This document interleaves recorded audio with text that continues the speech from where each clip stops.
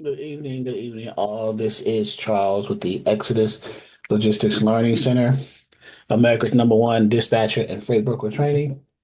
Tonight is Friday, March 14th, 2025. It is our Friday, second week of each month's Freight Broker 101 training for beginners. Uh, so we have a brief training to go over tonight. I wanted to discuss a little bit about what is the role or responsibility of a freight broker? Um, what do they do? Because you have some people who say they are brokers, but don't actually do the complete transaction or the complete role or the complete responsibility of what a freight broker does. You may have people who do like just sales part of it. They may work as freight broker agents, but they're not the actual broker.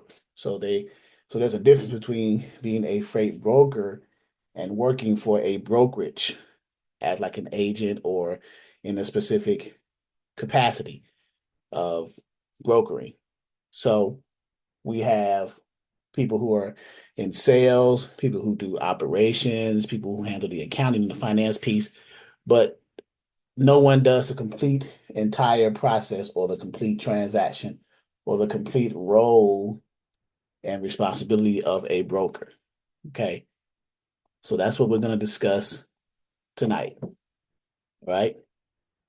So tonight's training will be what is the complete role of a freight broker, right? So, well, if you don't do any of these things, um, then you can't call yourself a freight broker. You can call yourself someone who works for a broker or who has a certain role or responsibility in the brokerage, but you are not the actual broker because you can't do the complete process of a broker. So number one, um, the entire transaction of a freight broker. Well, the first thing you have to do is you have to, and this is assuming that you've already started your business, you've got your LLC EIN, you've created your company and things like that, and you've actually gotten your authority, your operating authority with the bond and everything that's required for that. So the first thing you would to be considered a broker, you would have to get a customer. You have to acquire shippers, get shippers. Well, how do you do that? What are some of the ways? Um, you can do it in person, set up appointments to go to their facilities, speak to them in person to try to procure some freight. You can do it over the phone through search engines and things like that. And you can also do it via email. But to be a broker, one of the processes in the entire transaction is you have to first get a shipper, get a customer. Okay. Either in person, phone, or email. Okay. Number two, or next, um, after you get the customer, you would need to negotiate with them the loads, the what type of shipments that you're going to be moving for them. You have to negotiate that, and when you win a negotiation, you would have to actually get set up with that customer. You have to do what's called onboarding, right? You have to onboard with the customers. Um, so that's a broker does that. So maybe an agent doesn't do that part. You may be a broker agent. You may get a customer, but you may not be the person who onboards them. You may be the person who gets the customer and then you give them to the actual brokerage or the broker who's responsible for that role, and then you let them continue from there. Okay. So onboard and negotiate the loads with the customer or the shippers. That's next. Something else that a broker does, they also have to, once you get the shipments, you have to find or source a carrier that's willing to move the load. Well, a carrier that's willing to move the load is a carrier who agrees with whatever rate that you either spoke to them about or you posted on the load board and they saw and gave you a phone call. Okay. So the load board, a sourcing tool, you may even do a search for local trucking companies in the area of where your customer ships out of. So like Google, Bing, whatever search engine you're using. Okay. Um, and then after you find a carrier, you gotta qualify that carrier, get them set up. onboard that carrier, vet the carrier, and that part of the vetting process of the carrier is meeting your shipper's requirements.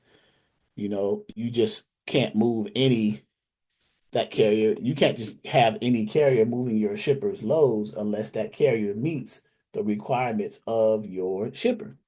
But what are some of the requirements? Well, shippers require certain insurance, maybe the truck and trailer, the age of the vehicle, the equipment, I should say, that the freight is going to go on to go inside to be transported. The driver themselves, what kind of ability are they physically able to do it? What kind of experience do they have? Do they have a history of accidents and things like that? So this is part of the process of vetting or qualifying or onboarding on the driver's side. Okay, this is what a this is a transaction of a broker. Okay, um, and then after you get the customer, the shipper, you get the load, you get the carrier. Now the load has to be ran, right? The carrier has to transport that load. They have to pick it up from the shipping facility or the consignor or the origin and deliver it to the destination or the consignee or the receiving facility or the delivery location, right? Um, so that means that the driver has to have all the necessary information that they need, and uh, it has to get picked up in a timely fashion. The load has to be loaded safely and securely secured, and while it's in transit, got to run the load while it's in transit. So these are things that are considered as well. It has to be delivered, whether that delivery is by some type of appointment or whether it's by first come, first serve with a 24-hour shipper. That's a first come, first serve, or what's known as FCFS. Um, and then it has to be delivered with or without a claim, preferably without some kind of claim. The claims are kind of negative in the sense of delivering loads because that means that something was wrong. If there's a claim, if the receiver files some kind of claim, that means something was missing, something was damaged, or there was some type of overage, right? So, so that's a process of a broker. That's part of the transaction of a broker. And then another process or part of a transaction of a broker is that the once the load is delivered, paperwork needs to be given to the driver as proof of delivery, and the carrier is going to actually invoice you, the broker, so that they can get paid, right? So that's part of a broker's transaction. They have to deal with that because they have to pay that driver for that contract of moving that load, picking it up from the shipping facility and delivering it to the receiving facility. You, the broker, and that driver had a broker carrier agreement. So part of the broker transaction is getting that proof of delivery to justify having to pay the driver for their part of that contract. They did their job. They picked the load up, secured it safely, transported it securely, and delivered it safely without any incident. And they have the paperwork proving that, which is called the POD. When they first got to the pickup location, the shipper, that POD was first called a BOL, a bill of lading. Okay. It got converted to a POD once both sides of the transaction signed the BOL, the shipper and then the receiver, once it got delivered to the receiver. Okay. And the driver is going to send that when they send their invoice, the trucking company, the driver, the owner operator. Okay. So, and then next, another transaction in or role or responsibility of a broker. Now that you have the invoice and the POD proof of delivery from the carrier, the trucking company, you invoice your customer with the POD, a copy of that POD showing that your driver that you told the shipper that you had proof to them that it got delivered, and then your invoice, the broker's invoice to the customer. Okay. Um, and then also too, you would as a broker, you would put some information, data into your management system, what's called a TMS. you would take, the carrier's payment and put it in the TMS system, transportation management software. This is a transaction of a broker. You're just following the paper trail. Okay. Next, you would want to make sure that your customer pays you according to their terms, because customers have net terms, net 30, net 45, net 60, whatever those terms are, according to the broker shipper contract.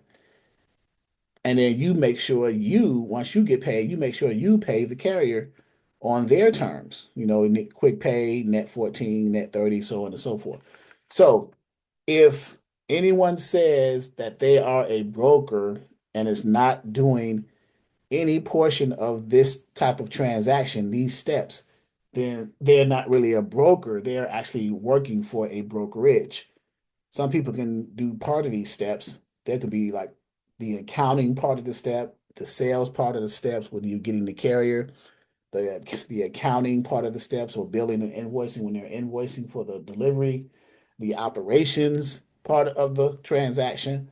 But if one person's not doing all of the transactions at one time, or if one person is doing all the transactions at one time, they are considered the broker. But anyone else who's just doing portions of that complete transaction is just someone who works for that brokerage, maybe an agent, or maybe someone who's given a task as an employee. So, any any questions there? People are coming in. I can rename Mr. Ellis here, right? So, as a review, we were talking about what is a freight broker, what are their roles and responsibilities, and the entire transaction of a broker. Um, First, acquire customers. Next, you would onboard and negotiate the loads with the customer. Next, you would find and source a carrier willing to move that load according to whatever rate you posted on the load board or any type of sourcing tool, things like that. And then next, you need to vet that carrier.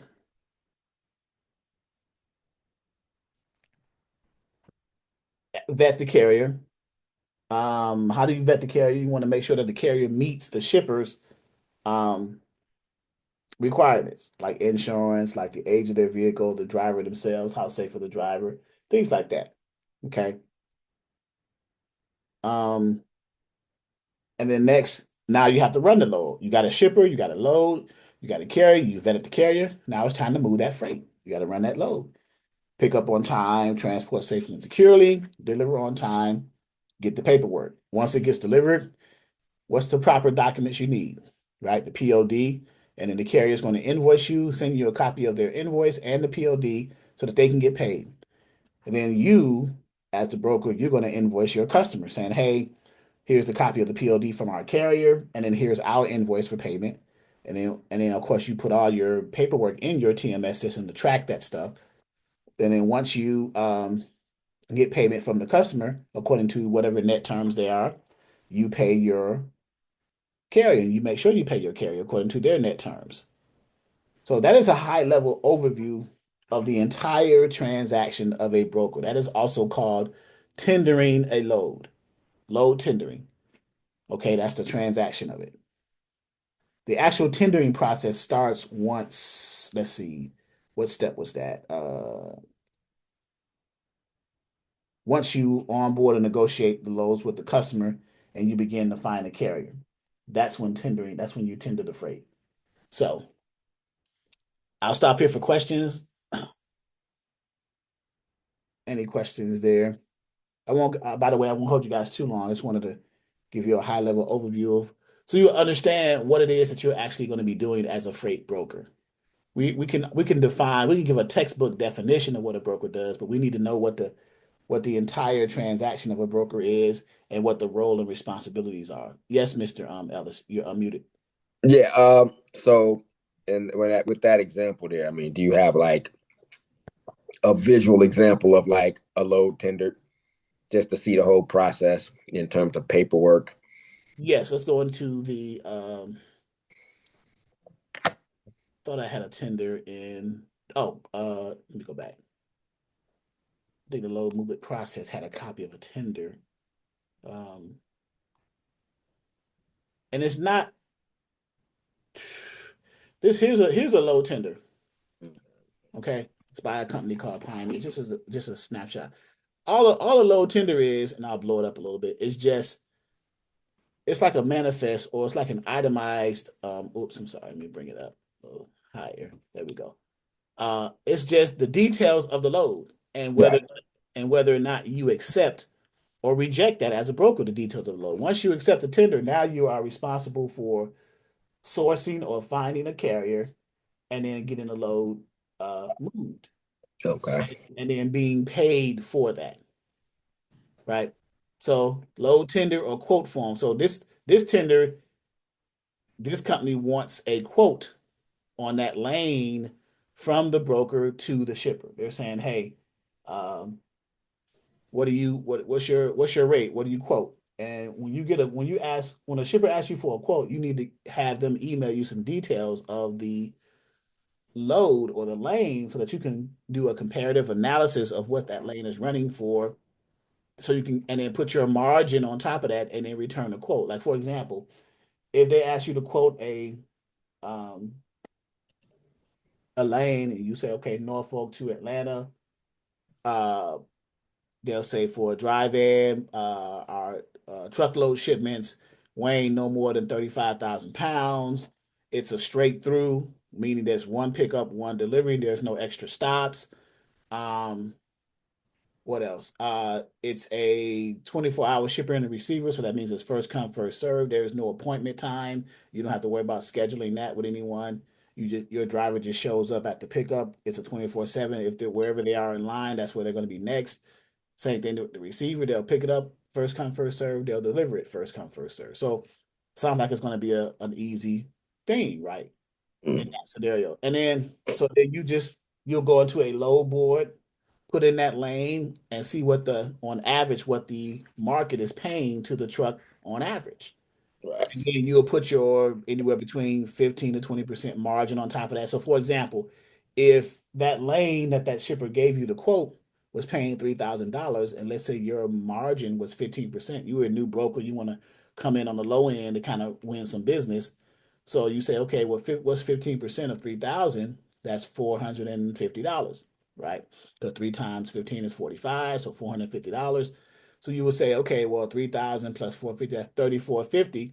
You may quote the shipper at 35, 36. You may add a little bit more to it and then see what they say. And let's say they accept it at 35. Hmm. So now you got some wiggle room. You got your profit margin and you got enough to pay a fair rate to the truck. So what you'll do next, you will accept that tender by signing it and say, okay, we accept it. We got it. Now we have to source a truck to be willing to move uh that freight, that shipment, that truckload. So that's and you do that. It depends on depending on the shipper. Some shippers won't give you a tender to quote. They'll just give you a tender with the information and say, take it or leave it.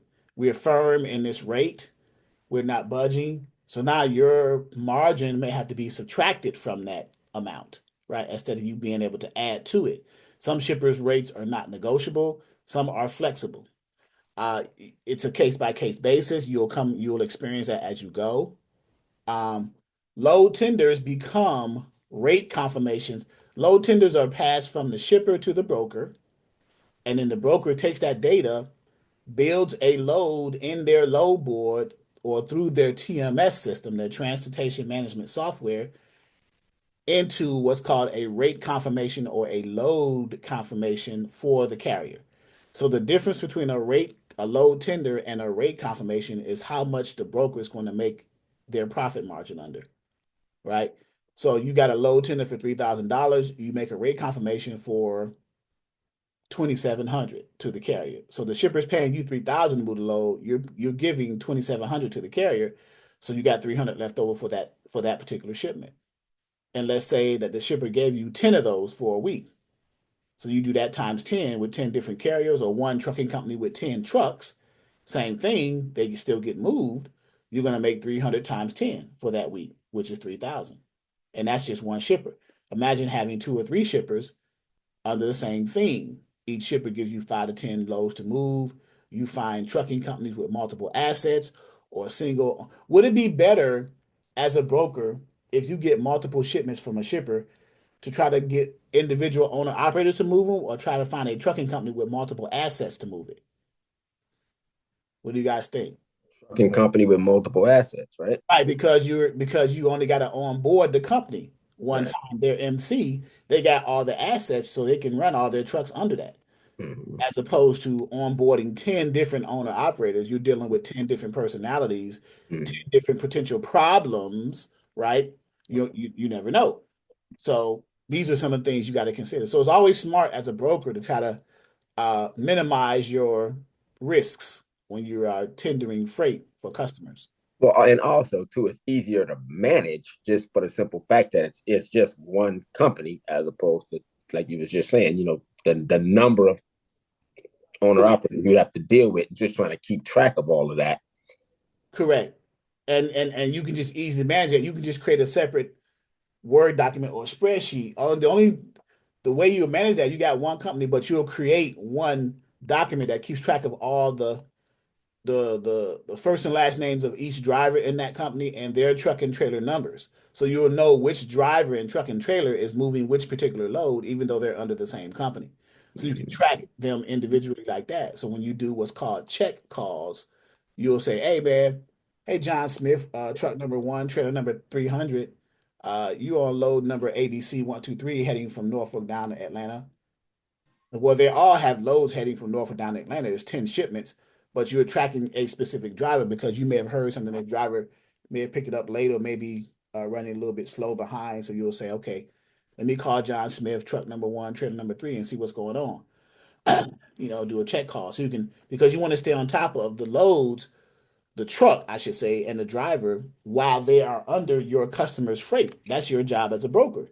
Because your customer is checking on you. Say, hey man, what's going on with our that one shipment? We got 9 shipments. We're waiting on the 10th shipment.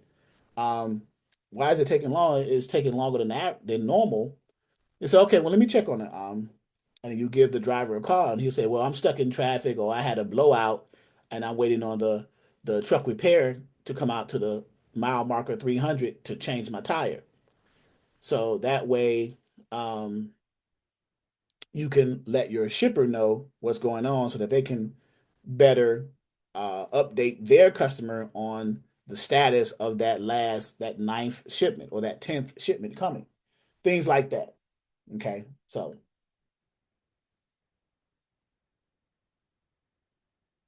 any questions? Good. So that's a load tender.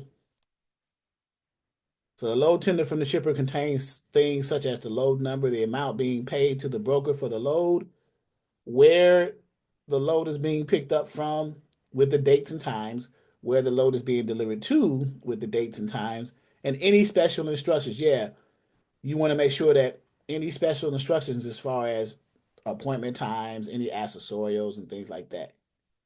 The broker, you guys, need to make sure that all the necessary information is added to the rate confirmation from the tender. Whatever's on the tender is transferred to the rate confirmation, the same information, the same special instructions, because the carrier needs to know that. They need to see that prior to sending to the carrier. So the broker is to make sure that all necessary information is added to the rate con prior to sending to the carrier. That's correct. When the rate confirmation or the rate con is built for a particular load, the shipper information from the load tender is replaced with the carrier information, and the rate on the load tender is now changed to the rate that the broker sells the load to the carrier for. That's the difference. So the load tender has the shipper information on the load tender and the amount the shipper pays to the broker. The rate confirmation will have the carrier's information on it and the amount the broker is paying to the truck. Okay, that's the difference. The broker's information will stay in the same place when it gets transferred from the tender to the rate confirmation. The broker's information is on the tender. The broker's information is on the rate confirmation. The only thing that changes is the shipper, from shipper to truck to a carrier. Okay. The broker keeps the difference. That's their, when I say the broker keeps the difference, that's their margin. So right here, here's an example, right? The load tender from the shipper that was accepted by the freight broker is for $5,000. Okay. Broker takes 20% as a profit margin. So 20% of $5,000 is $1,000, right? So you would subtract 1,000 from the 5,000, leaving $4,000 to broker, to the carrier or owner operator. Now you may not create a rate con for $4,000. That just says how much you have in the load potentially for the carrier. That lane may not be a $4,000 lane. It may be a $3,500 lane, but you got 4,000 wiggle room to play with. So when the carrier calls you and say, "Hey man, I want it for 3,600." Well, you got 4,000 in, so you can give it to them for 3,600. 3,700, you got 4,000. So if you give it to them for 3,700, you got 300 left out of the 4,000. In addition to your 1,000 you already took off the top as a profit margin. You see? So, um, and I even said it here, do freight brokers post the load on the load boards for 4,000? Of course not. They'll try not to post it at the difference between their margin and the tender amount. They'll try to post it. You guys should post it for less, because the market for that lane typically is less than the difference of their profit margin from the original tender amount, right? It gives them some wiggle room to negotiate with the carriers. And that's what you'll be doing. Like, see, like I said here, 3,500 from the 4,000. You got an additional $500 left. And this is common among freight brokers, and that is true. So the amount they post on the load board, and that actually gets accepted by the carrier, will be on the rate cons for those carriers. Okay. And here's an example of a rate confirmation. The rate confirmation does not have shipper information on it. It has the broker and the carrier's information on it. The load tenders do not have the carrier's information on it. It has the shippers and the broker's information on it. Okay. So once you start to do this on a regular basis, it will become, of course, second nature and simple for you. Okay. But I just want, the purpose tonight is, I just want you guys to understand what is the role and the responsibility of a freight broker from a high level.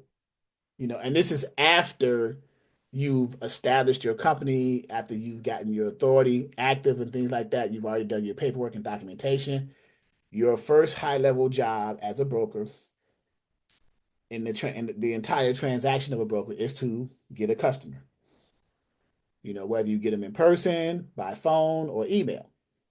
Next, you will want to obviously negotiate and onboard for loads from that customer, however that's done, right? Talking, coming up with the rate, quoting the lane, things like that. And that's through the tender. And then after you do that, now once you accept a tender, now you are responsible for sourcing or finding a carrier to move the freight, the truckload. So now you got to find a carrier who's willing to move that load through a load board, some kind of sourcing tool, or doing a search, looking up a trucking company near the area of where that shipper's location picks up the load. Okay. And of course, once you find a carrier, you got to qualify that carrier. You have to vet them because your shippers require certain things from a carrier, like certain amount for insurance. They require certain amounts. The equipment, they may say, well, we don't want any carriers moving our loads with equipment that is older than such and such, 2009 or 2010 or whatever, right? So you want to make sure their vehicles are the age of their vehicle. You want to make sure the drivers are qualified, driver experience, any histories of turning down loads, any issues with the driver, their ability and things like that. Driver safety. So this is a requirement of the shipper sometimes. And where do you see that at? You'll see that when you initially get set up with that shipper. They'll tell you the requirements of what we want. If for us to give you this load, this is what we want out of the drivers. And if you can't find a driver that meets the requirements of the shippers, then you won't be able to move the shipper's freight. It's just common sense, right? They'll just say, you know, it is what it is. Once you vet and qualify and approve a carrier, now the load has to be moved. So now the driver goes to the facility, picks it up, either through an appointment or first come, first serve. The load is loaded, is transported from the shipper to the receiver. Delivery is either by appointment or first come, first serve, just like the pickup was by appointment or first come, first serve. Hopefully there is no claims or issues with the delivery at the receiving location. Now, and then once the load is again, and I'm repeating, once the load is delivered, now there's the paperwork has to be done correctly, right? The BOL at pickup that the carrier received becomes a POD at the receiver that the carrier receives once they load their trailer, right? And now the carrier wants to get paid. Carrier says, I delivered the freight. I want to get paid here, and here's my proof, the POD. And also here's my invoice. The trucking company sends an invoice along with an attached copy of the POD. And now you, the broker, is going to use that POD, and you, the broker, is going to invoice your customer for payment. So now when your customer pays you, now you pay the carrier. Now there's some little things in between here and there, but high level overall, that's what's done. That's the entire transaction of a freight broker. So if anyone that says that they are a broker and does not do any of those transactions, they're not a broker. They work for a brokerage. They may be the accounting department, they may be in sales getting the customers, they may be in accounting and finance invoicing the customers or billing the customers or collecting payment from the customers and paying the carriers. They may be in operations and management, managing the trucks. But if one person says they're a broker and they're not doing all of those transactions in that process, again, they're not the broker. They are an employee of the brokerage or maybe an agent. Okay, so just so you guys understand, because you got a lot of people say that they are brokers, but they have no idea of the complete transaction of what to do. So keep that in mind, right? So that we understand our roles, right? Any questions? Yeah, as far as this load tender goes, how do we create those? So the load tenders are not created by the freight brokers. The load tenders are given to you, email or fax to you by the customer, By the ship? Okay. the shippers, because that is the initial start of the process of getting under a contract with a customer. The customers produce the load tenders to send to the brokers to either accept or reject based off of the details of the tender. So you'll see the tender, you'll decide, okay, well, as a broker, am I able to find a carrier to move this truckload shipment at 38,000 pounds going from A to B on this day at this time? And then you'll decide if, either directly accepting it or providing a quote to see if they accept your rate and going from there. So, yeah. So, to answer your question, yeah, brokers don't produce the load tenders, brokers produce the rate confirmation from the load tenders for the truck drivers through your TMS system, your transportation management software. Okay. So that's a great question. Yeah, you get the load tenders, the shippers provide that to you. And I'm logging into a TMS system here.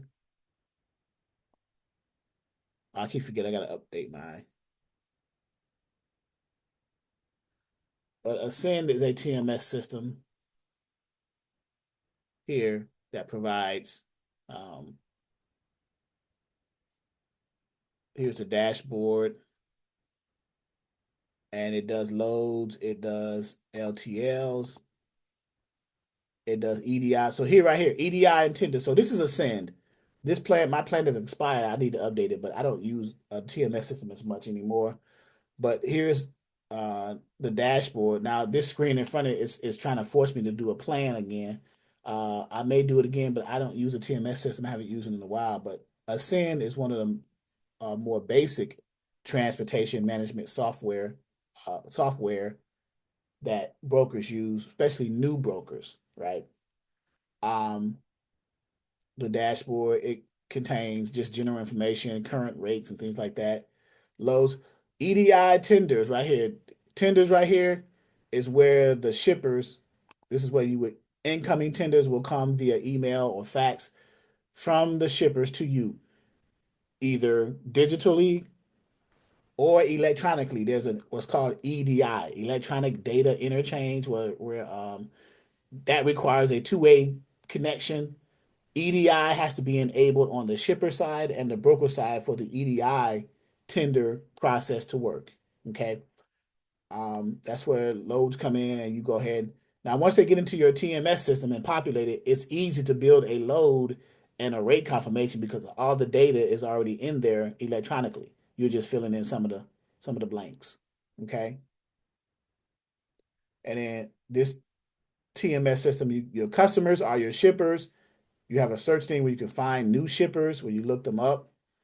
I think Ascend upgraded version, they provide a list of 26,000 new shippers where you can do a search for based off of your geographical location and the certain subscription of Ascend. I think it's the advanced version, the pro version, right? As a matter of fact, it says it right here. Shipper CRM Live Shipper Directory.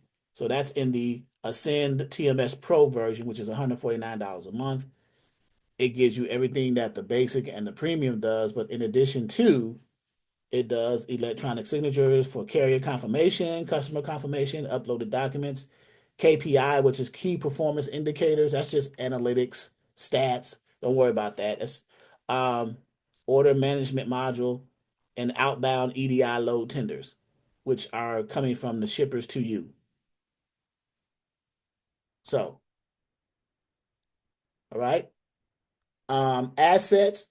If you are an asset-based brokerage, this is where you would keep your assets, and you can group your assets, asset groups. Let's say you have assets. Let's say you have 20 assets. Five of them are dry vans, five of them are reefers, five of them are hot shots, five of them are dry vans or box trucks or whatever. So you group those. That's what asset groups mean. Power units, view the trailers, view the drivers. These are all your assets. If you're an asset-based brokerage, okay? And then carriers, these are the carriers that you are onboarded to your brokerage. They're not your assets, but they are set up with your brokerage.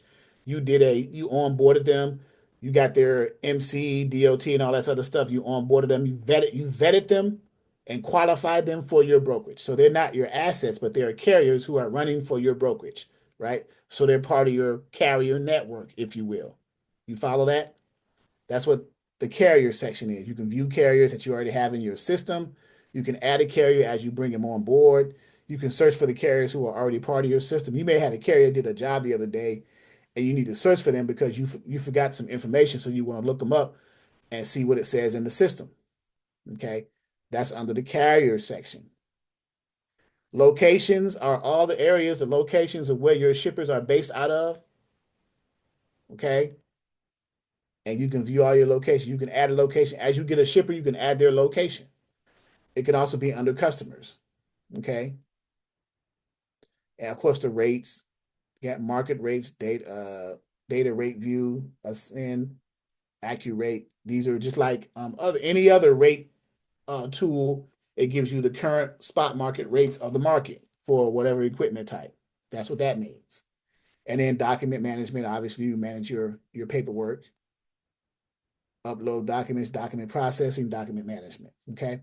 So this is Ascend. This is a centralized database of all the information put together for your brokerage. This would not be necessary for you new brokers until I would suggest or advise maybe you may have like three or more customers you have and you're trying to manage. If you got like one or two customers and you're managing their loads, a simple Excel spreadsheet would do. It is not until you like are starting to grow and get big where you need some kind of out of the box tool like a TMS system to better manage your processes as a broker. Okay. So just so you guys will know that, right? Okay. Speaking of processes and back office stuff, um, what about your back office? What about the basics of your back office as a broker? How do you manage that? Or what is that, right? Before I get started there, are there any questions?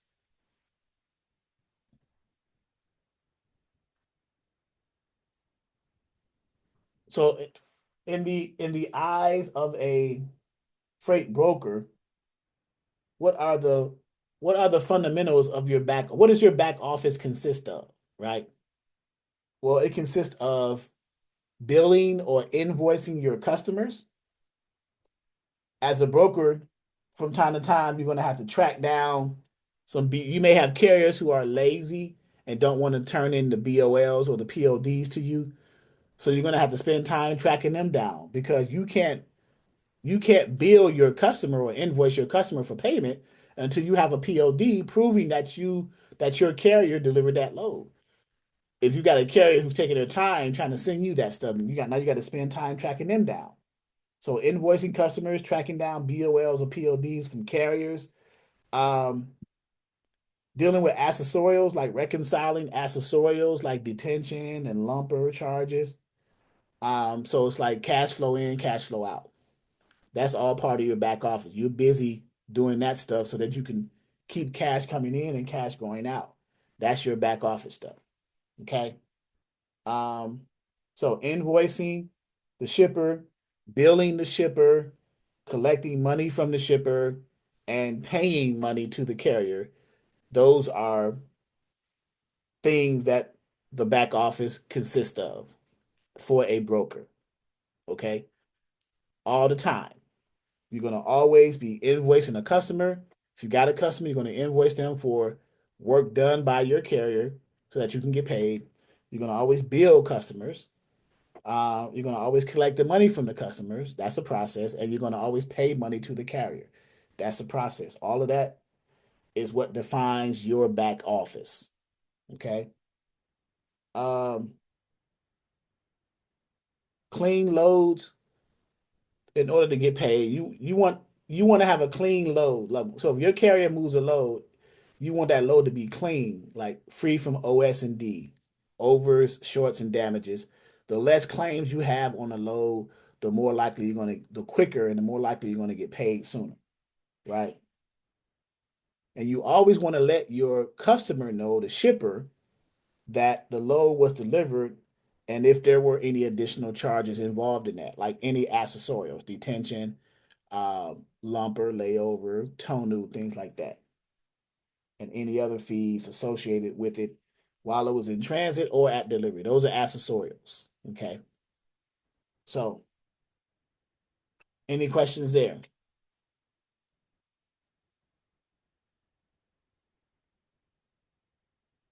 Good?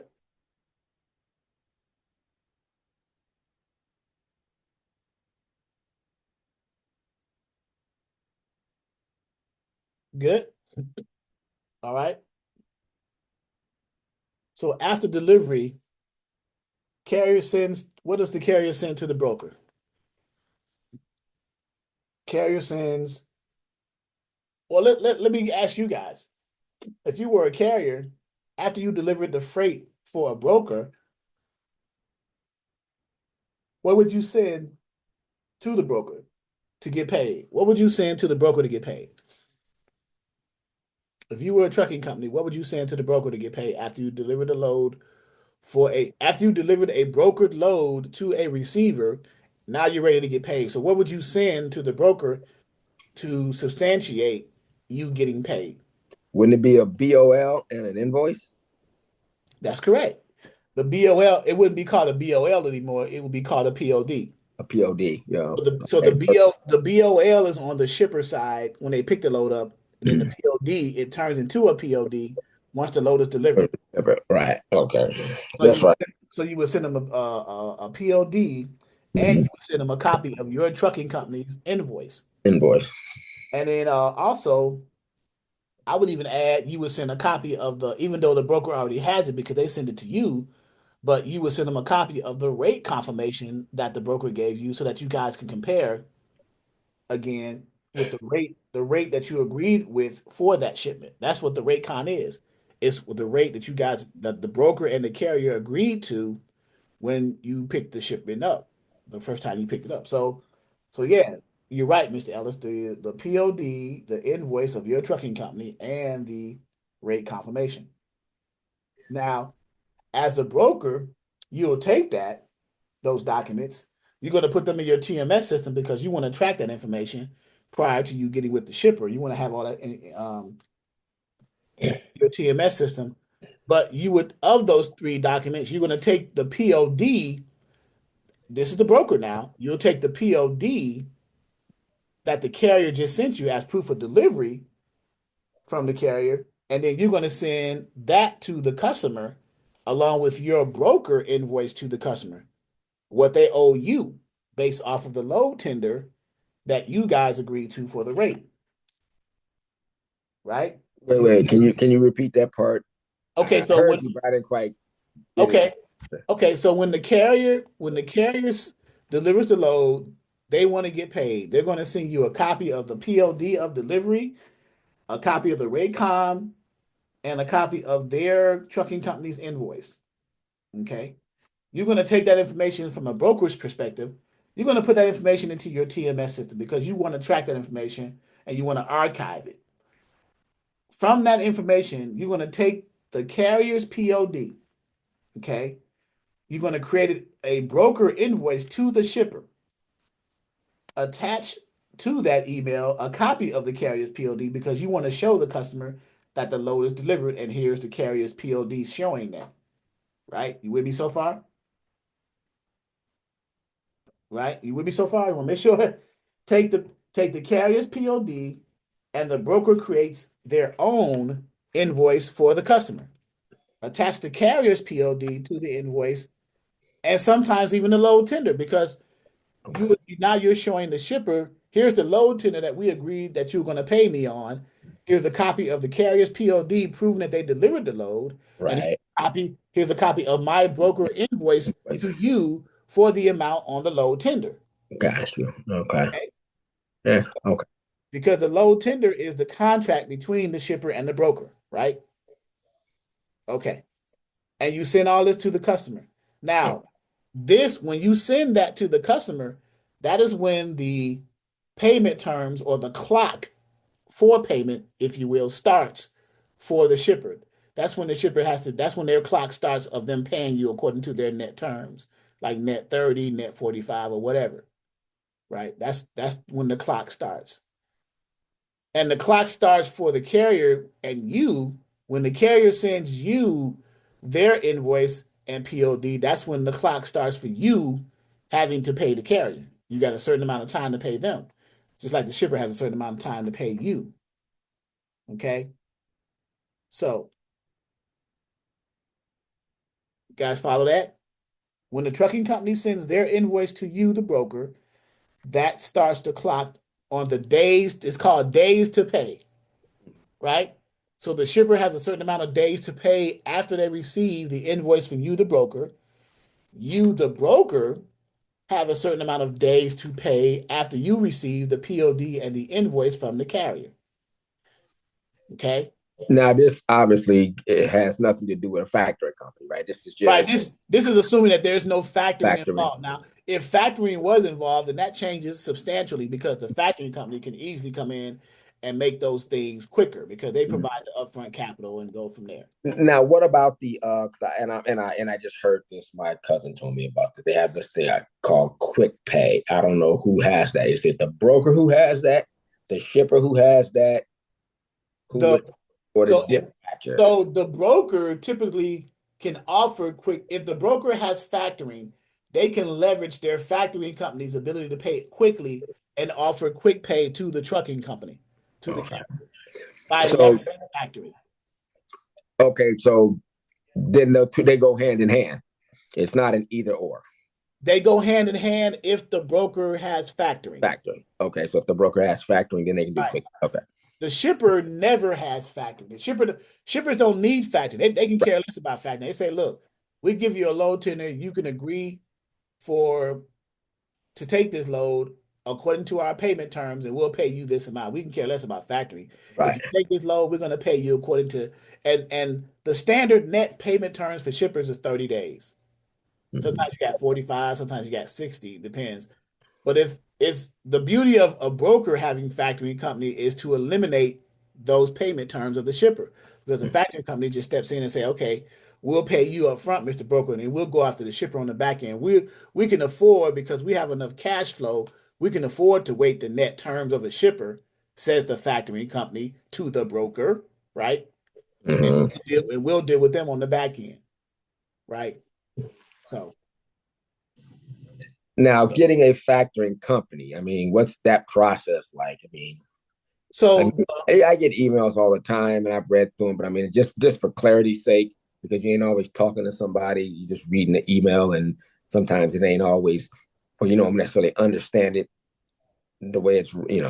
So the criteria for factoring varies among factoring companies, but one of the common criteria factoring companies want is the number of invoices that gets turned in to be factored.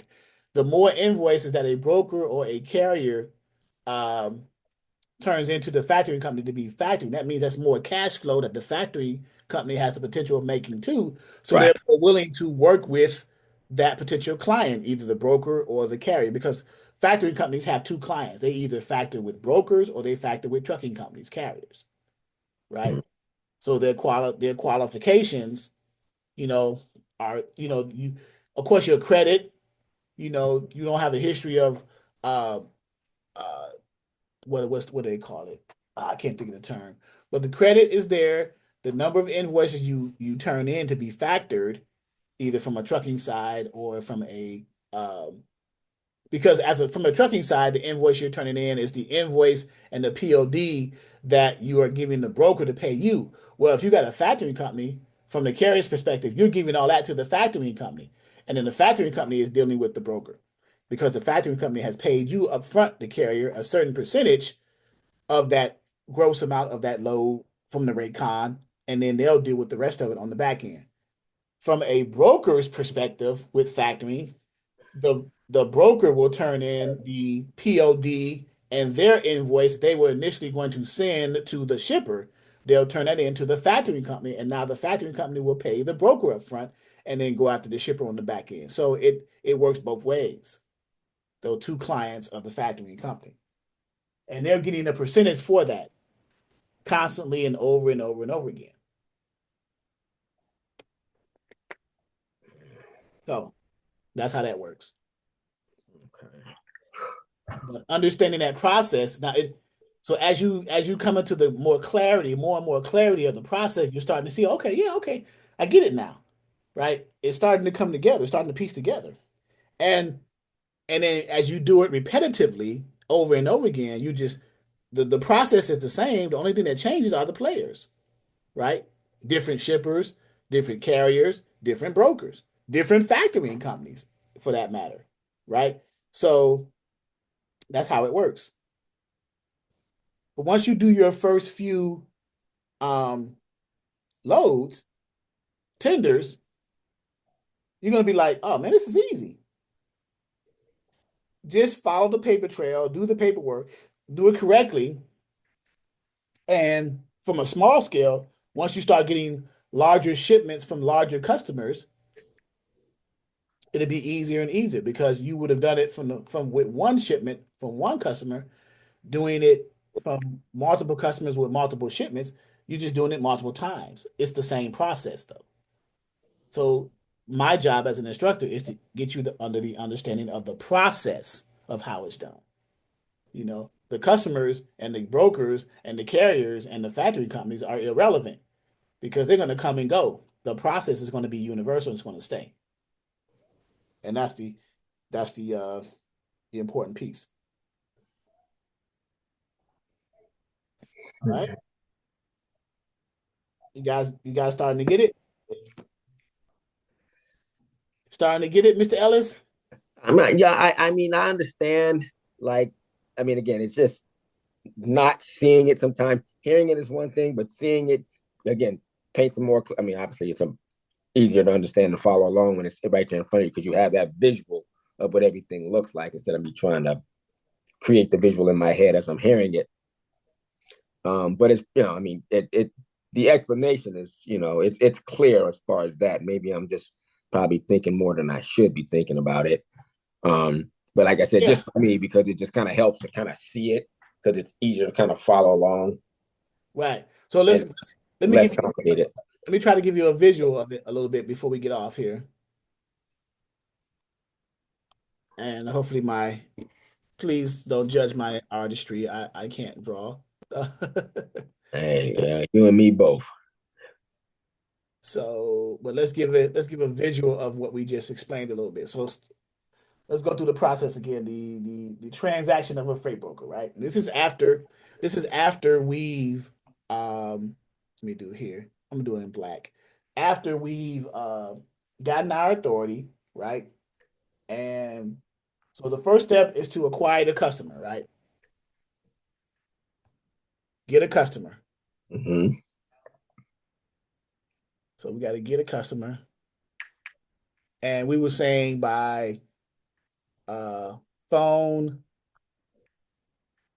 email, or actually visit them, right? That's number one. Get customer, right? In person, phone, email. Okay. We understand that, right? Now we have to onboard with that customer. The onboarding process is the actual tender. When you accept a load tender from a customer, either through a quote, winning it with a bid, or accepting it just outright, accepting the tender, saying, hey, I'll take the responsibility of what the tender is suggesting or what the tender is asking, all the details of the load tender, the special instructions, the equipment type, the weight, the commodity, all that stuff. Once I accept that, I've I onboarded with that, and I've negotiated the load with the customer. So that is I'll just put it here. We'll just say that all that makes everything I just said makes up what's called a load tender, right? And you either you either accept or reject, right? The load tender. So once you accept the load tender, saying, hey, I'll accept this at this rate, these requirements, certain weight for that shipment, it's a truckload shipment, it's a dry van. Matter of fact, let's do that. It's a dry van. Here are the requirements of the tender, right? That we accepted.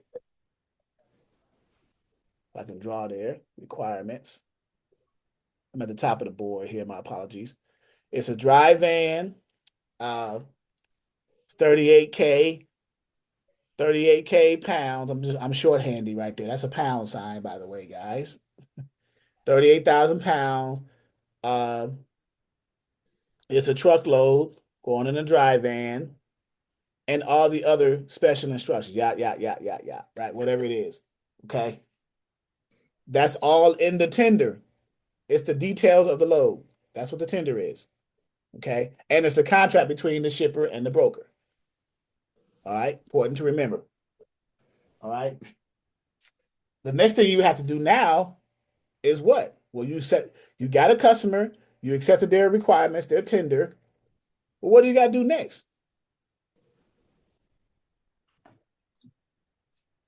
Mm.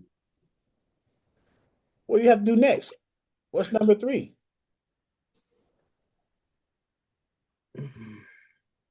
So wait, you got the load tendered. Get a carrier, right? Get a carrier. Yeah, you got the load's not gonna move Move itself, itself, right? right? So you got to get a carrier now. So now part of getting the carrier is you have to vet and qualify that carrier. You got to vet and qualify the carrier according to the shipper's requirements. Because the shippers are not going to accept any carrier. They gave you a load tender and they said, well, here's the requirements our shipment, but we also require when you do get a carrier, you let us know you have a carrier. This is what we want from the carrier to meet the requirement. So things like insurance, uh, the age of the vehicle, or not vehicle, but the age of the equipment, the drive-in, the tractor is like a 2015 or better. The trailer is a 2010 or better. Anything less than those we don't accept because they're older equipment types. They run the risk of damage or messing our commodity up. Whatever. You may have a customer who's very particular, right? And then also the driver, their safety, things like that. Do they have a history of messing things up? Their experience, how much experience they have, a year or two, things like that. So, so all of this is called vetting or approving the carrier. This is the vetting process. You're vetting the carrier, you're qualifying them, right? And you're doing that according to the customer's requirements. Keep that in mind. Okay. So, so this is number three and number four. This is number four. You're vetting them and you're getting them. You're qualifying.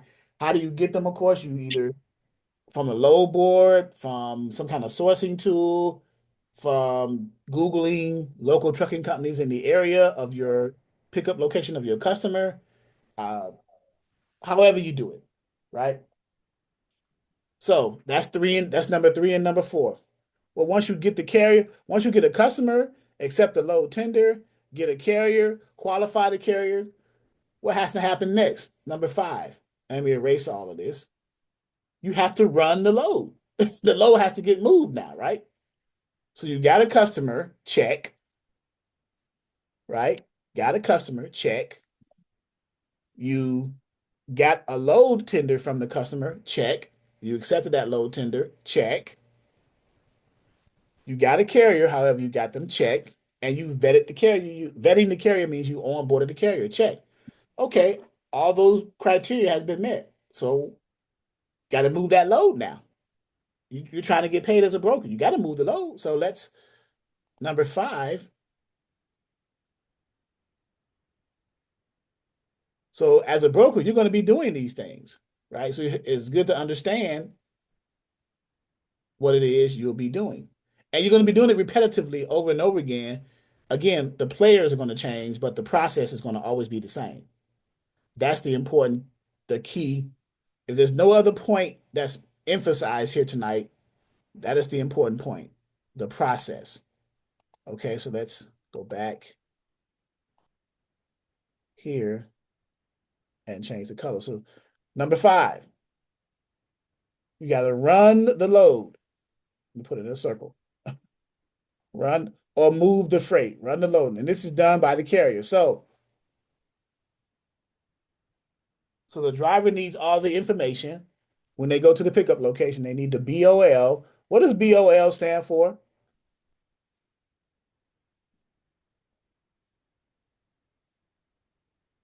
What is BOL for those who know? Bill of lading? Bill of lading. That's correct. The L stands for it is the title to the goods. So bill, and there's different types of ladings. Standard, straight. There's all types of I'll be all day talking about that. But bill of lading, LADING. This is the initial paperwork that the shipper is going to produce. Once you, the broker, tell the shipper that you've sourced a truck for their load, they're going to start the process of producing that bill of lading, getting it to the shipping facility. So once the carrier arrives at the facility, that paperwork is there waiting on them. And the truck gets loaded at the facility, and the shipping manager who loads it signs the BOL on their portion of the BOL, verifying that they've loaded the truck. The pallet count, the piece count, the commodity weight, everything is accounted for and signed. Nothing's damaged.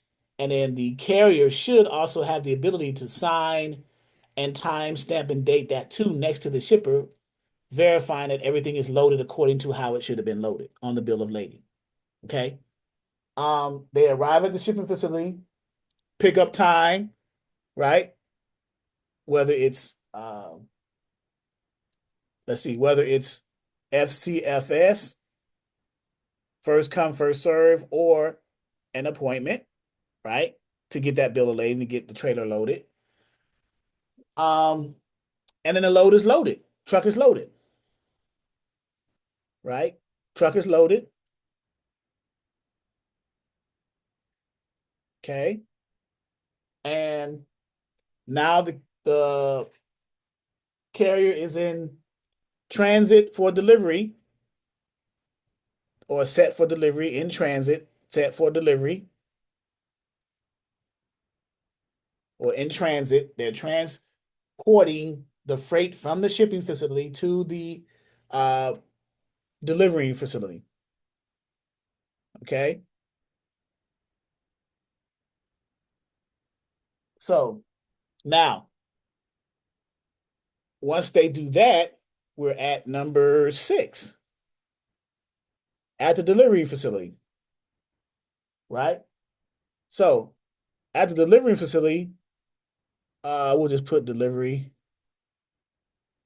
and we are going to deal with the proper paperwork, right? So at the delivery facility, the trailer of your onboarded approved carrier, says the broker, is offloaded. The commodity is offloaded at the delivery facility, right?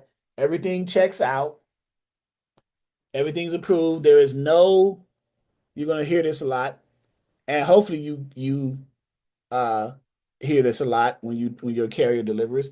There are no OS and Ds. What does that mean? There are no overs, shorts, or damages because those can lead to claims. So there are no claims.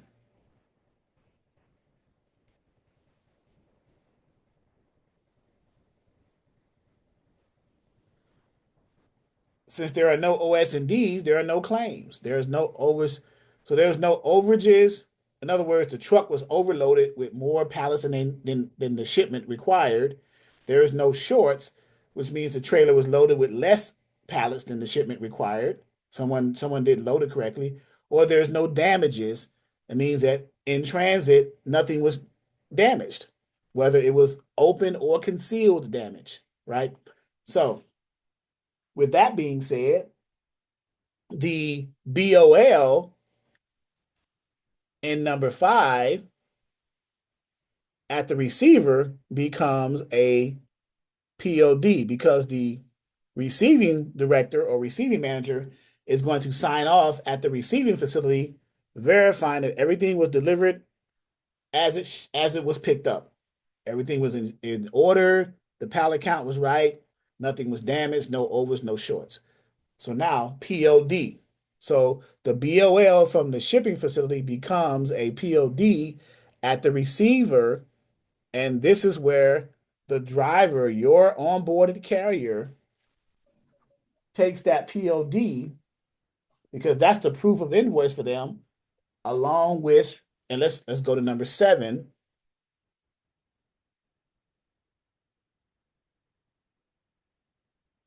They start their invoicing, right? So number 7,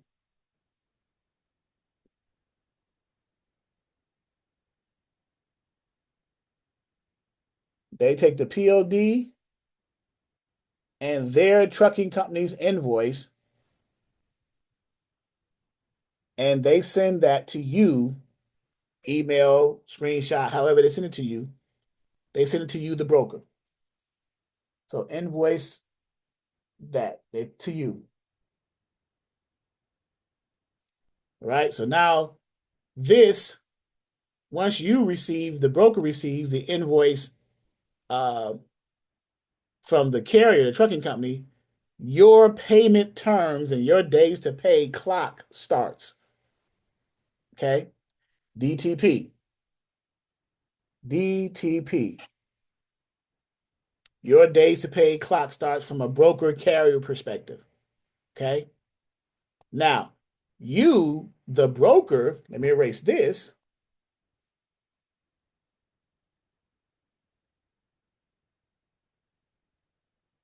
take the carrier's POD, proof of delivery, because you need that in order for you, the broker, to get paid by your customer, right? How is your customer going to believe you and pay you for brokering for them if you don't have proof that the job was done? Does that make sense? If you don't have proof that the job is done, if I'm a customer, I'm not giving you a dime. You can't prove to me that you brokered the load until I see a proof of delivery. So number 8, you, the broker, is going to take the carrier's POD, right? And by the way, when the carrier sent you their POD and their invoice, they could have also attached a copy of the rate con showing the contract between you and them. Okay, I left that out, but that's they could have also included that. Okay.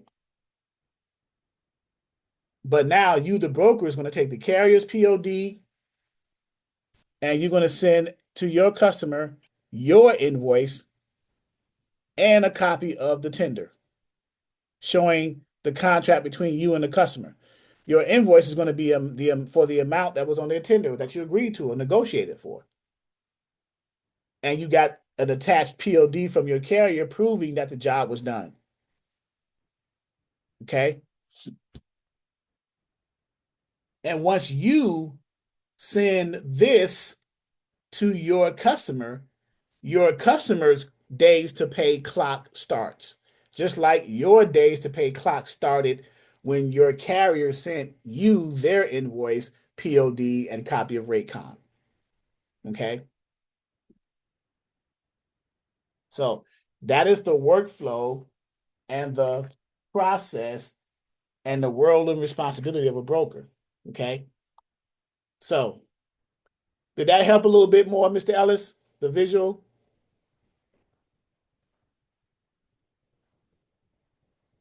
Did that help a little bit? Yeah. I mean, just kind of seeing the process. So the only There's thing, basically 8 steps to it all.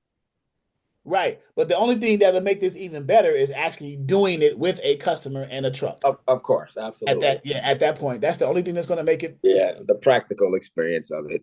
right. But the outline of it is Uh-huh. this is the outline of how it's done. But the only way that it's going to be even better is when you actually get a customer, go through the process of tendering, go through the process of onboarding the carrier, what's all involved, because different brokerages onboard carriers differently, their requirements are different. Shippers and brokers onboard and negotiate tenders differently, their requirements are different. Um, so, but again, the process is how it is. So, anyone else have questions? I know Mr. Ellis is asking a lot of questions, but that's good. So, hey, Chasa, I see Chasa jumped in. I have one question, Charles. Okay. Okay, Maria. Yes. Yes. All right. So if you get a factoring company, where does that plug into this here? Instead of you sending the invoice to the customer, you send it to the factoring company. Great question. So let's do this. Let me give you a visual of that. So what we just talked about, all those 8 steps of the example, this was assuming that there was no factoring involved. It was straight broker and carrier and straight broker and shipper, right? But if factoring is involved, let's go here. Let's say, okay, a factoring company is involved now. Let's say factoring, whatever the Seven Oaks, TBS, Foley's, whoever the factoring company is. How does that process plays with a factoring company? Remember, factoring companies have two clients primarily. They have the brokers and they have the carriers, right? So it's going to be different for each client, right? Let me make this circle a little bit. Well, it's fine. I'll leave it the same. So they have the broker side and the carrier side. So remember, I said on the broker side, the shipper's clock starts The shipper's days to pay clock to pay the broker starts when the broker sends the shipper the carrier's POD as proof of delivery, their invoice, and the load tender. Right? Remember me saying that? Yes. Because that's what it needs to be. So for the broker, if a broker wants to get paid by a customer, a shipper, the customer got to say, okay, well, if I'm going to pay you, I need proof that you did the job. Well, the POD is proof because that's the carrier's physical paperwork saying that they did the job because it's signed off at the shipping location and the receiver location, and the truck is empty. The broker's invoice to the shipper, and then the load tender, which is the contract between the shipper and the broker. Right? So those are the three primary pieces of paperwork that's necessary. Make sense? So instead of the broker sending that to the shipper, they're going to send it to the factoring company now. And the factoring company will deal with the shipper payment terms and getting paid. Because the factoring company can afford to wait.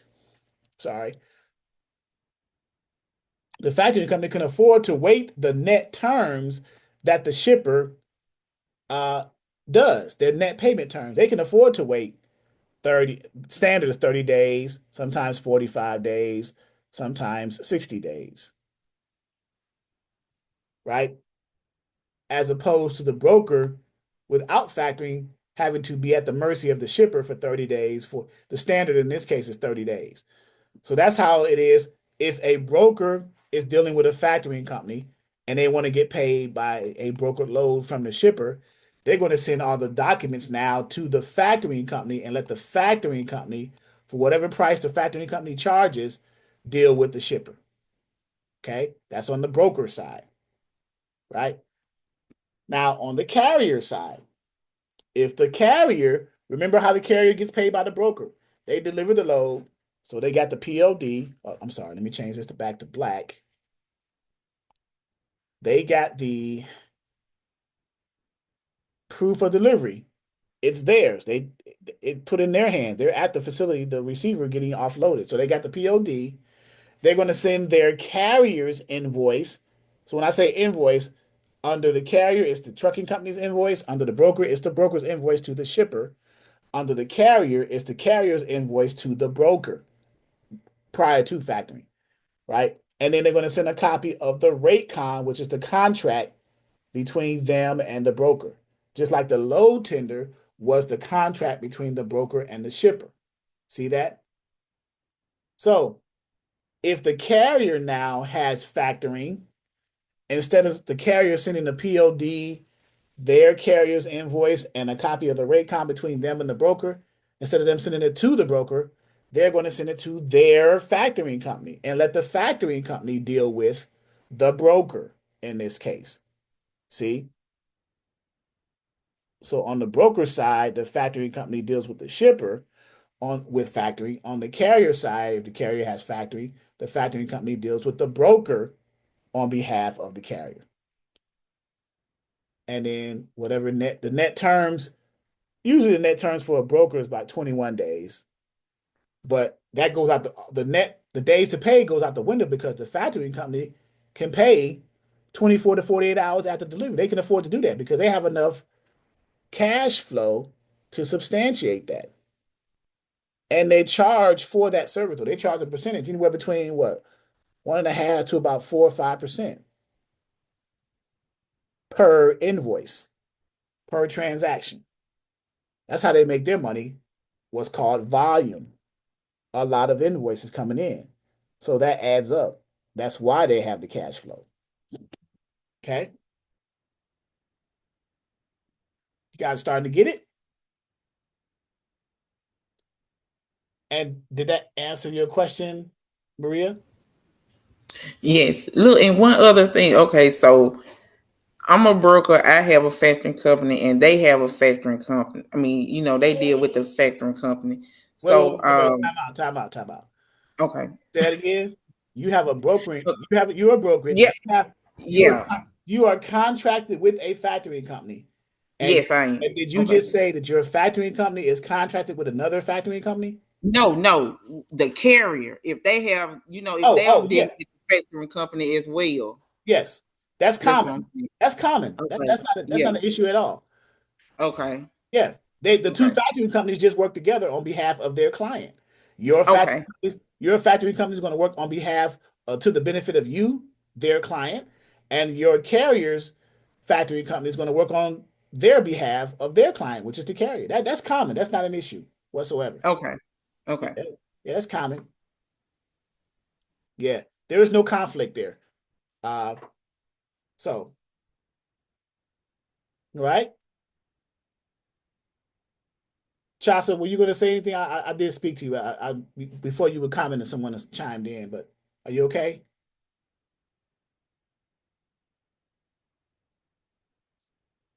I think she stepped away. Okay. Hi, Charles. No, I'm here. I'm here. No, I'm not okay today. Uh-oh. What happened? I made a couple of mistakes today. I made a couple of definitely green broker mistakes today. Okay. Are you willing Um, to share? yeah, I am. Okay. The first one um, was listening to a conversation and not, and just, I don't know, we forgot to ask the equipment type. We were trying to quote a lane, but Okay. never thought to ask what the equipment type was. So got off the phone, did all this stuff. It was a waste of time at the end of the day. But one of the hiccups was we wasn't sure if this was a dry van, a box truck, a flatbed. So I think that was just a big mistake. So what's the lesson in that? Ask the equipment type. That's the equipment type. So what what was the equipment type end up being? Well, you know what? I'll let Ellis answer that question because this was a potential shipper that he acquired or Oh, tried to really? acquire. Oh, y'all tag team. Yeah. Okay. Go ahead, Mr. Ellis. What was the equipment?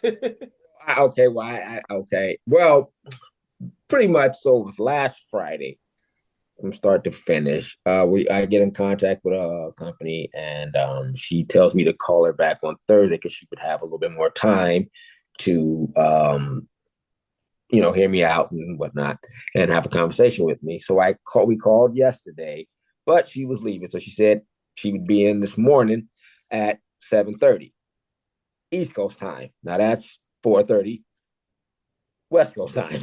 Right. So, I'm up at 4 a.m., and we get on the call, and she gave me 3 lanes to quote. Okay. Based upon, let me see, right here in the Give me one of those lanes, just as an example. From she's in what part of Kentucky it was? Florence, Kentucky to Fort Worth, Texas. Okay, Florence, Kentucky to Fort Worth, Texas. Yeah. Okay. All right. And so What other data did she give you? the material of the product that they ship, they ship doors. Okay, so the commodity Commodity. doors. Yeah. Dimensions are like 120 by 11 by 92. Okay. And then they also have some crates. So for some of the other commodities going on, like 175 by 6 by 8. So small. Okay. Just by industry standards in terms of the weight and size of the stuff. Yeah, but we didn't get the equipment type. So when I sent in the quote, and I gave her dry van quotes only. So okay, so let me stop you there. What was the reason why you gave a dry van quote? Did you assume that this could only go on a dry van? No, I didn't. I was going to quote both flatbed and dry van. Okay. But what made you decide to give them a dry van quote instead of both? Just Well, curious. the dimensions. Okay. Go ahead. And the fact that it was she said it was crated, so it's probably easier to put it in a dry van than having to put it on a flatbed and strap it down. Okay. I mean, but you still have to secure it either way. Correct. Okay. Any other data she gave you? She gave you the lane and she gave you the commodity Yeah. and the dimensions of the commodity. Yeah. Okay. Was there anything else? And well, they just where they usually ship to, as far as like Sam's Club and Walmart, but I don't think any of that really Oh yeah, matters. yeah. Okay, so they're customers. So that's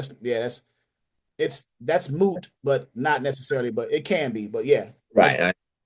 Mhm. Okay. And was that it that she gave you? Yeah. And I mean, it was mainly about the lane. She gave me 3 of them, and we did the quote, Okay. and So the you did the quote, you went on a load board and looked up the lane and comparable to a well, drive. I went to truck stop, Uh-huh. and Chasa went to Armstrong, so we just kind of compared what the rate was, Uh-huh. and kind of estimated it accordingly. Okay. And then I'll let Chasa tell you the rest, because Okay. Go ahead. I emailed her. We got the email in, and then she responded, Okay. and I was just like, okay, well, equipment type or not, it was ridiculous. Okay. So Uh, Chelsea, you want to chime in? And so I I didn't hear what he said. I didn't hear what he said because I well, had a bad connection. oh no, well, I just when we sent in the quote for everything, and just what the reply email said.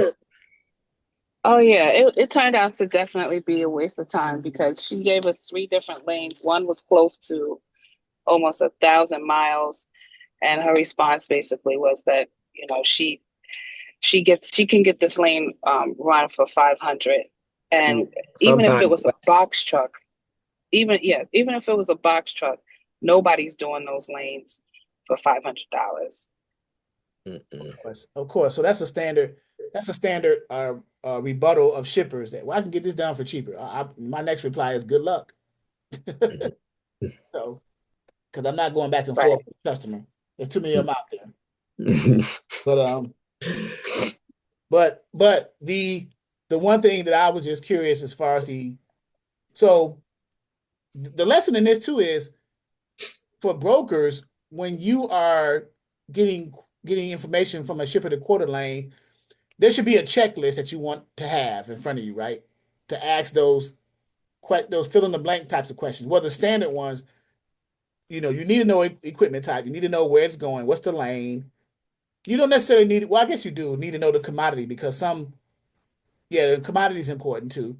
Because Um, doesn't that kind of determine the type of equipment that you would have to use? it does. It does. So the lane, the equipment type is important. The commodity is important.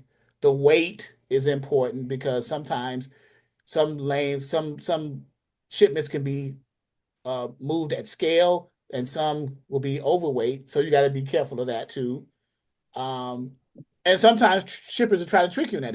They'll give you a lane, they'll give you a commodity, and but they won't give you the weight, right?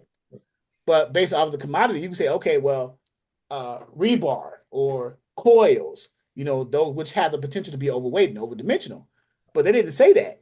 Right. You know what I'm Now, saying? well, the only reason, again, sorry to interrupt, but I'm saying the question is top of mind right here.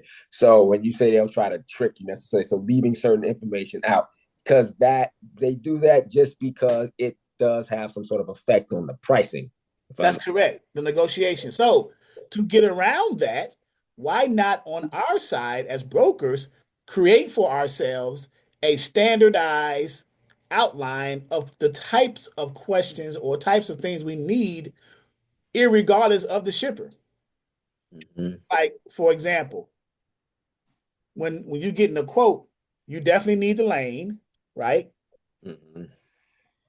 You definitely need the equipment type Mm-hmm. because you need to know what it goes on. Right. You definitely want to know what the weight is, right? Uh, I would say commodity, right? What else you You think? know What else you what? think you might You need? know what? Excuse me. You know what, Charles? Now that I hear you saying this, Alice and I was not prepared for this phone call. So I went into Chat GPT and I typed up a simple thing, questions that a broker would ask a shipper if you're trying to acquire an account. Right. And I sent that to Alice. And now that I think about it, Alice, you totally went off the script. So that probably was a question in there asking the equipment type. I just thought about that. Well, no, wait, hold on that. now. Wait, hang on one second. Because didn't we? I thought during that conversation, because I saw it in the chat when you were sending me this morning, to kind of stick to the lane, because it was just kind of a free-flowing conversation in the beginning, just kind of being pleasant with one another back and forth. Just trying not to keep it, keep it short and focus on obviously closing this, or getting to the part that's important, like the lane and stuff like that. We did get the lanes, obviously. She gave me the dimensions and the weight because I have it written down here. Okay. Only thing that we didn't ask was the equipment type, because everything else, because remember, I got this off of Industry Select.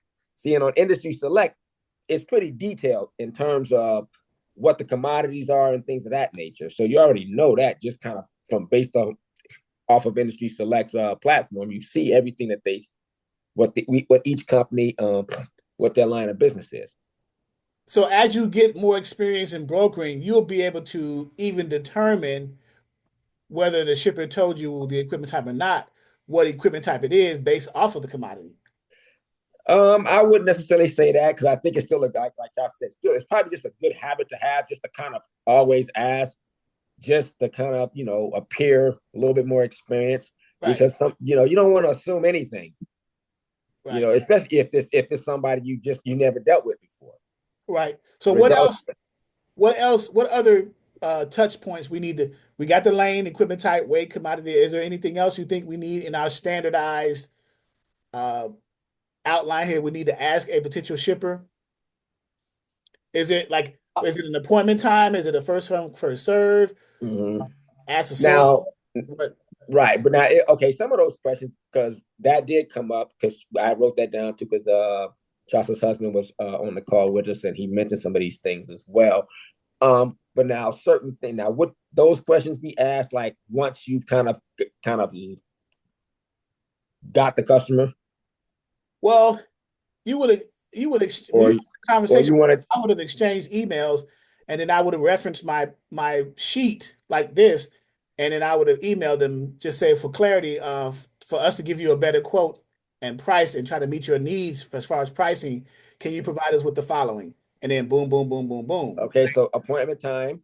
Yeah, lane appointments, whether it's appointment or first come, first serve, and all the other types of questions. Okay.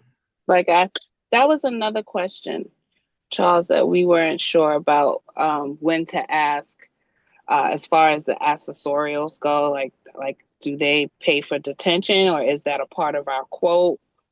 We weren't sure about when to ask that question. I would ask them, do you have an accessorial policy? And if so, what are your numbers when it comes to that? As far as what do you pay per hour, and are you free after 2 or after 3? That's typically the standard. Either 2 hours loaded for free or 3 hours loaded for free, and then after that, detention kicks in at a certain hourly rate. You would want to know what that is, if they even have an accessorial policy. If they don't pay for accessorials, then you don't even have to worry about it. Then you got to ask yourself, will you even be willing to deal with this particular shipper? Because you're going to have a case where a carrier is going to be sitting there potentially longer than necessary, but yet the shipper is not going to pay you, the broker, detention, so you can pay the carrier. So is it even worth it, right? So these are things that, because that's an extra charge. Put these blanket on the back seat. Who's that? Oh, that was Darren. Okay. What's up, Darren? I don't know if he was talking. He was talking to my daughter. We're in the car. Okay. He can't hear you though. Okay, no problem. Just tell him I said what's up. Tell us that hi. Tell him I said hello. He said hello. Yeah. So, but yeah. So with the accessories, you want to make sure. Matter of fact, we can put that in there. Let me remove this here and put this eraser. And another touch point. whether or not they have an accessorial policy. I'll just put ACC POLICY, accessorial policy. And the standard accessorials that we would ask for, obviously, the top three, of course, detention, lumper, right? Tonu, layover, pallet exchange. I mean, you can go all day. Okay, But what is TONU? TONU is an acronym. It stands for truck ordered, not used. You are a broker. You ordered the truck. You sourced a truck for a customer. You told the customer, hey, I got a truck for one of your loads. And then now you begin the process of vetting the carrier, well, you've already vetted them. If you told the shipper you sourced a truck, that means you've already done your vetting process. So now you've done the rate confirmation with the carrier, send it to them. They're on their way to the pickup location to get the shipment. Your shipper calls you back some 30 minutes later and say, hey, our customer, the receiver, has canceled the load until next week. We don't need a truck right now. So now, unbeknownst to your carrier, because now you gotta let your carrier know, hey man, uh, that load got canceled by our shipper. So So the tone it carrier stands for what again? I'm truck sorry. truck ordered, not Uh, used. You okay, truck ordered, not used. ordered the truck, or you got a truck for your customer, but it's not being used because the customer canceled the load. So now Not you used. gotta, that's an accessorial policy. If the shipper has it, they pay up to I think it's $250 for wasting that carrier's time for driving, and some brokers even go so far as to try to find them another load for that inconvenience, right? So that's what that is. Okay. So that's an accessorial, right? So, but these are touch points in the outline of what we can ask a customer when we are trying to quote a lane, Okay. right? So I don't know if there's anything. There may be something else, but these are the main ones that. So you ask yourself as a broker, what information do you need to extract from the customer in order for you to effectively communicate that to the carrier so that they can do their job efficiently? And then now your list begins to be created because now you should be wondering that, right? What all do I need to give my carrier? What all do I need to put on the rate confirmation for my carrier so that they completely and clearly understand what to do when they pick this load up? And that should be what you ask the shipper when you are quoting that lane. If you look at it from that perspective, you can't go wrong, right? You cannot go wrong because you want to make sure that your carrier has everything they need. That's your job as a broker. You try to arrange for the transportation for them. So you want to make sure that they got everything they need. So then you need to disseminate that from the customer. Hey, I need to let my carrier know this, and this. So what's your lane? What equipment am I going to need for this commodity to put on? How much weight? Because I need to make sure that my carrier can scale that on their trailer. Do I need to set up an appointment or is it first come, first serve? Do we need to call the facility and set an appointment up? Because that's what you're going to do as a broker. You're going to call that facility and talk to the people at the facility. Hey, we got a truck on our way there. We understand it's an appointment time according to our customer. What day, what availability do you have? And then go from there. Because you're going to put that on the rate con once you talk to that facility about an appointment. Or if they say, no, we don't do appointment time. We do first come, first serve. Oh, okay. That's even easier. Thank you. Click and then go ahead and do that. You see? Okay. So little things, right? But Okay. So the second thing, go ahead. this is really embarrassing. There's more.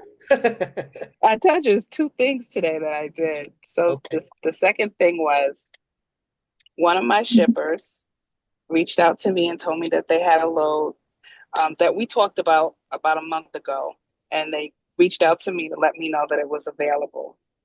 And so my first response to the shipper was, okay, let me look at the lanes. because of the original load was supposed to pick up in Charlotte, but now it was picking up in Georgia. And So I let me stop didn't you there. record. Let me stop you there, right?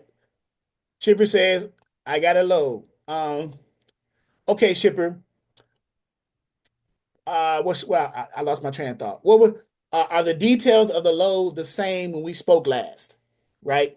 That would have been a question I would have asked him because since we talked so long ago, are the details of the load the same if we talked last, or has anything changed? Right? What do you think about that, Chasa? Is that a good response you could have mentioned to him? That's an excellent response. Okay. That is an excellent response. That's what I should have done. Right, because you haven't spoken to them. You said like a month. Right. We talked about So this about a so month ago. so I would, if I'm a betting man, I would say obviously something has changed. So, but I would ask it in a way, has okay, in order for me to properly effectively move that load and accept this load, are the details of the load the same or has anything changed? And if so, can that be sent to my email or do you have time to talk about it on the phone? Something in that regard, right? I don't That is right. And I normally probably would have done that, but this shipper I've moved loads for them before and they will tell me 2 weeks in advance we got a load coming up in 2 weeks. So and then and then eventually I end up, doing the load for them. So I didn't even think Right. to verify any of that information because they've been pretty consistent. But But how I it noticed takes that, that one time though, right? yes, yes, yes. And how it was pointed out to me that the pickup had changed was because the person that I speak with, she said, I just want to verify that we're talking about Norcross, Georgia and not Charlotte, North Carolina. Oops. So when she, yeah, so when she said that, I said, oh, thanks for the confirmation. I thought we were talking about Charlotte, North Carolina. I don't remember us talking about Georgia. So she basically, so our emails basically passed each other. So I said that to her, and then I said to her, I quoted her $1,800. I'm sorry, I'm just trying to remember how everything happened. So I quoted her $1,800.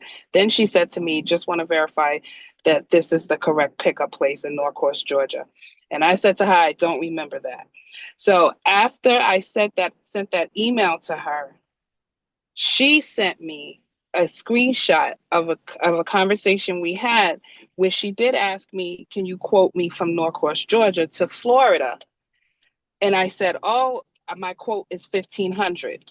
So when she sent that to me, I automatically replied to her and said, okay, I'll still honor the $1,500 rate.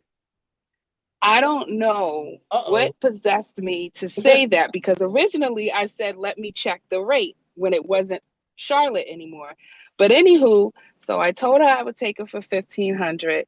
I went up on the low board. The least amount that they're putting out is 1,600. And so I was like, okay, I'm not going to get this load moved because my brokerage, I have to have at least $100 wiggle room, which means the most I can book it for is 1,400. Right. So I was freaking out. I was like, I'm going to lose my shipper because they're going to think I don't know what I'm doing. And I did a very big green move by just assuming that the rates were still valid from February till now. So I tried to call her back, my contact there. She wasn't available. So I called the shipper directly because that's how I got the account. And I basically said to him, I quoted your secretary 1,500. I spoke to multiple carriers. No one's taking it at 1,500 anymore. I just want to give you a heads up because they want this moved on Monday. And they only told me this at like 12 o'clock this afternoon. But I said, I just want to let you know that rate, it's not moving for that rate. And I'm going to try over the weekend to get someone to take it. But if you want to move it on Monday, it's going to be increased. I said, or another option is maybe you want to move it on Tuesday and I can probably save you $100. But the lane is going for 1,800. And then I said, I will follow up with you on Monday morning to let you know if I got it moved. So Was this a call or email? was it a call? It was both. Okay. Okay. Yeah, it was horrible. Today was a bad day. Why did you refer to the Oracle like sitting next to you? You know what? Because we work on two different sides of the house. So by the time I told my husband what happened, you know what he said. He said you should have never thought that the rate would be the same from February, but more importantly, you have to put that. We lost you there for a second. They're driving, so they may be in an area that's comes in and out. But Darren, who's her husband, did make a good point. You never think that the load been the same. So,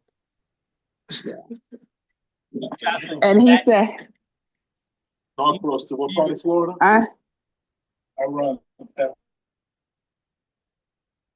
Yeah, you guys are chopping in and out, but I hear Darren talking now.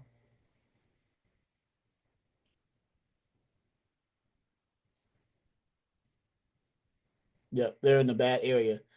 But the point is, yeah, you never assume that the rate's going to stay the same over a period of time in the same lane. If you got a relationship with a customer and they'll say, "Hey man, uh a month ago we talked and I still got this lane available for you. You ready to move it?" Of course, you want to make sure if something stayed the same or is a change, the detail of the load, because that's going to affect your rate.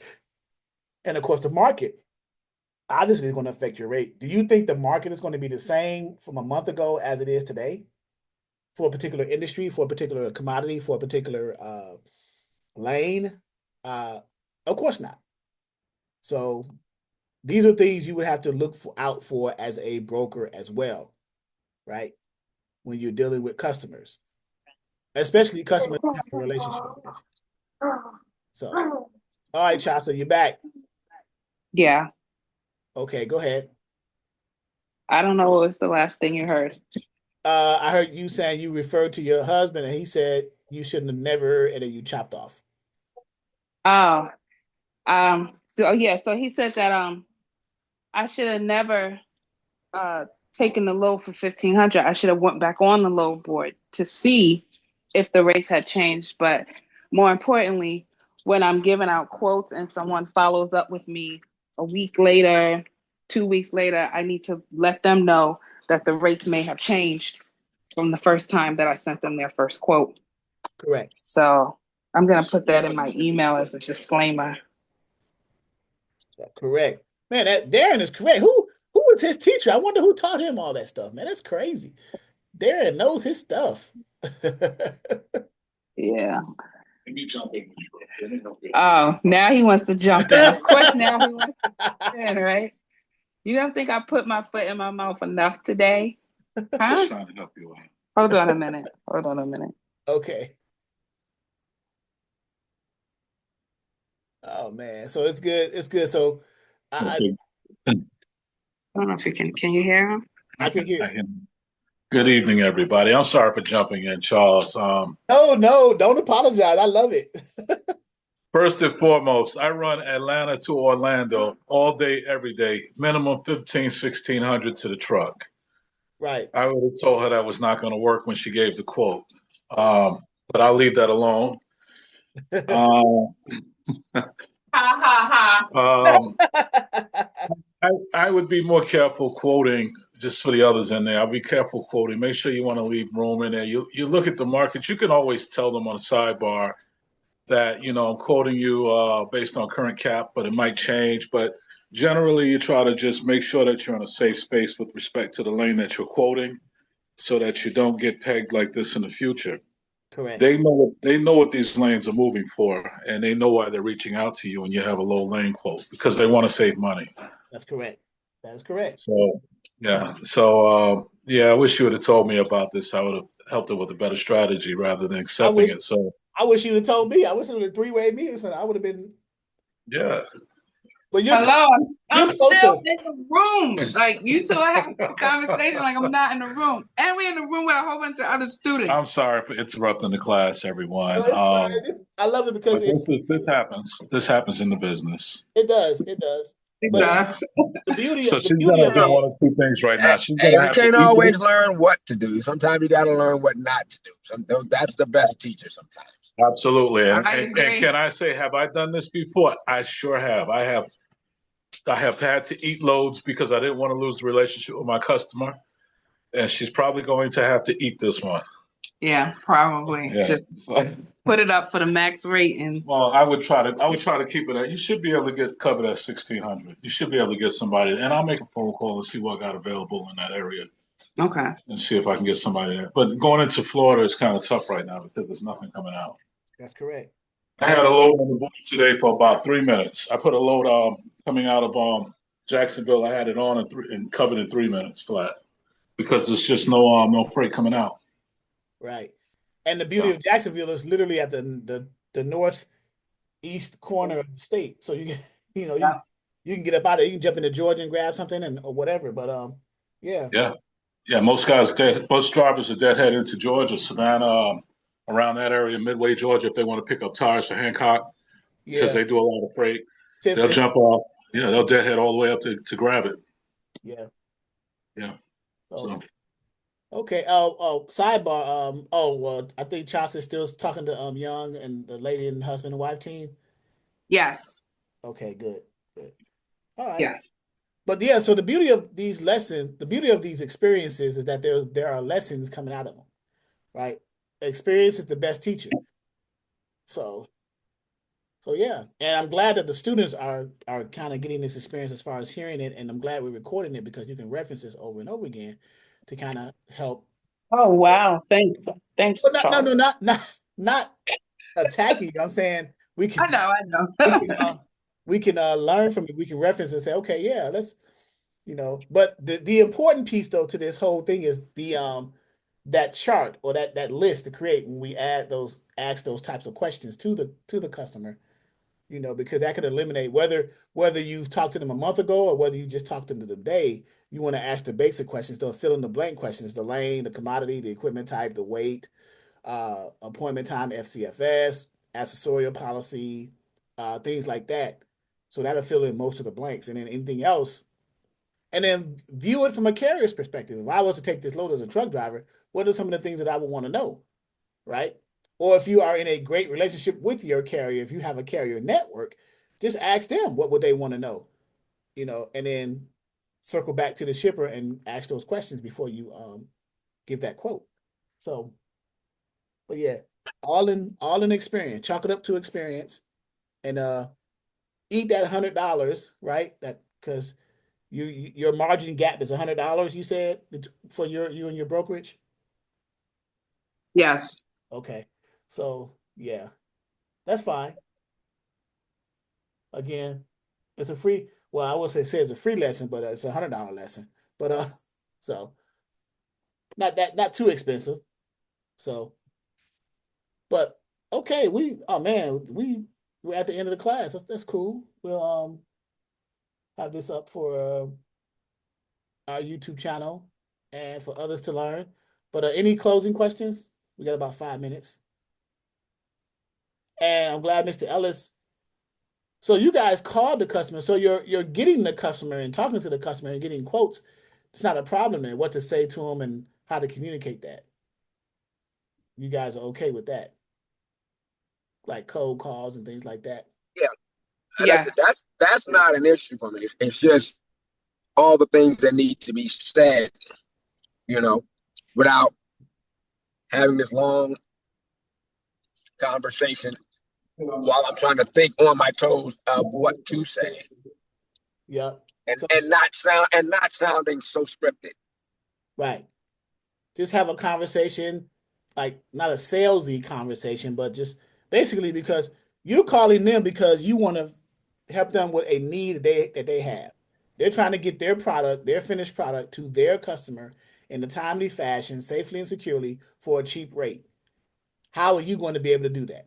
Basically, now you take that premise and you have a conversation with them and then see where it goes. Yes, As long as you have that thought process in it, you should be fine, right? You're going to get shot down. There's going to be, this is a truism right here. There's going to be more no's than yeses. It's been Always. all no's at this point. Yeah. You That's said so you said true. it's been all no's. But so that's good you said that though. I'm glad you said that. There's been all no's, but what have you learned for each no? Do you gain a knowledge from the previous no to make your next conversation better? Well,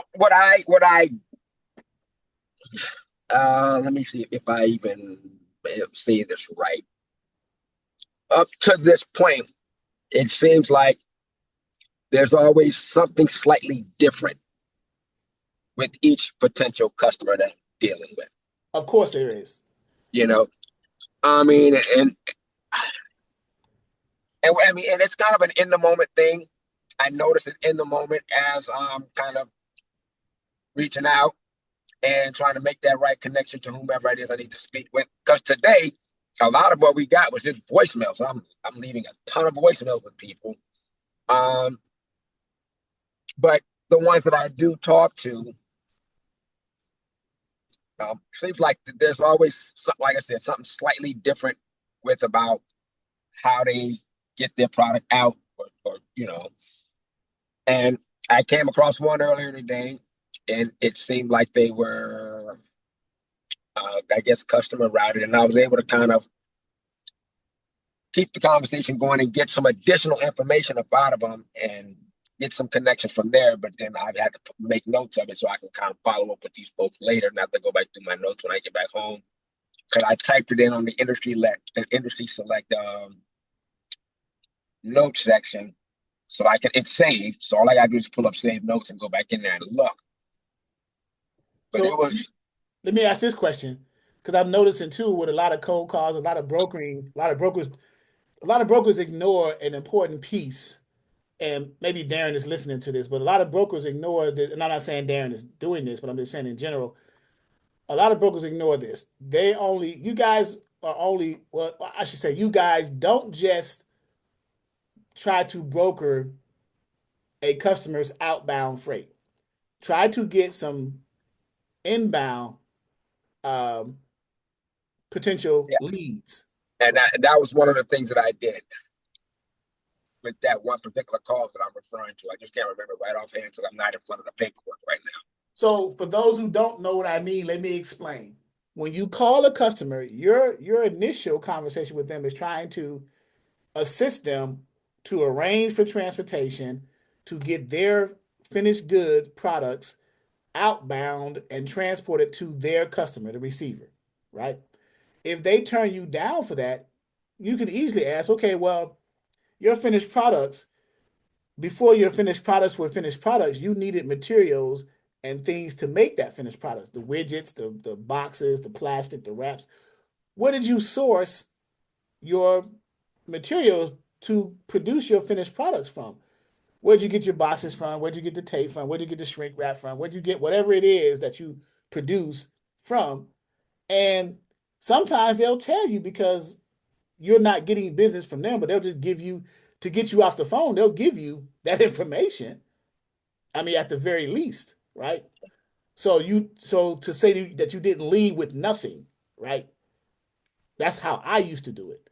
I didn't leave. I didn't get that customer's outbound, but at least I got another lead from them saying who shipped their materials to make their finished product, where they come from, right? So I left with something.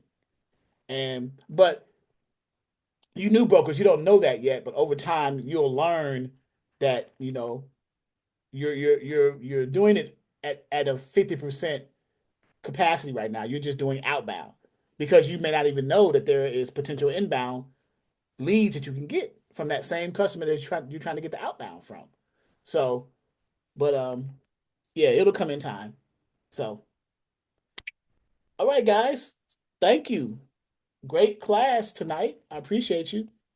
I didn't expect Thank you. I didn't expect it for the 2 hours, but I was gonna keep you guys for an hour, maybe an hour and a half, but it's cool. We went over the roles and responsibilities of a broker. We went over the actual transaction process. Um, hopefully you guys understood the whole invoicing from the carrier to the broker side and from the broker to the shipper side with or without factoring, right? The processes and the illustrations on the whiteboard. I just want to make sure to give it to you from a basics perspective. You'll put it all together later on. What's up, Chirac? I just saw Sky. Okay, then. Hi, Mr. Charles. What's up? What's I'm up? a little under the weather, but I'm here. Okay, cough, cough. Okay, I then. know. It's all good. It's all good.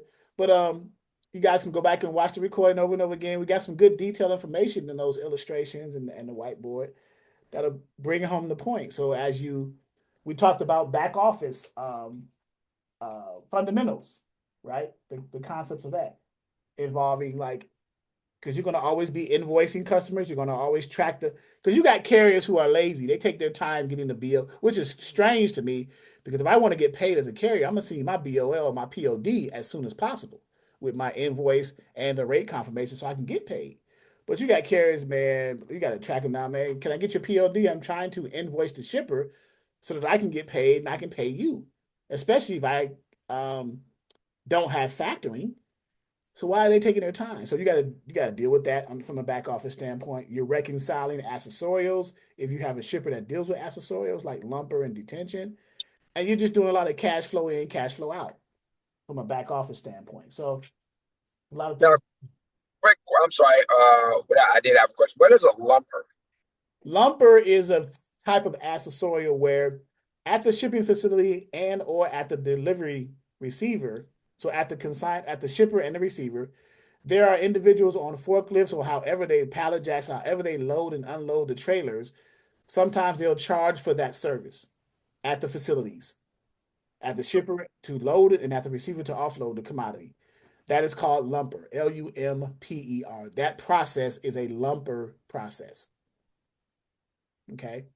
It's basically warehouse workers working at the warehouse, and the warehouse is charging for the service. They're paying the workers an hourly wage, but they're transferring that cost and that expense to the trucking company or the brokerage in the form of a lumper. Lumper. That's what that is. Okay.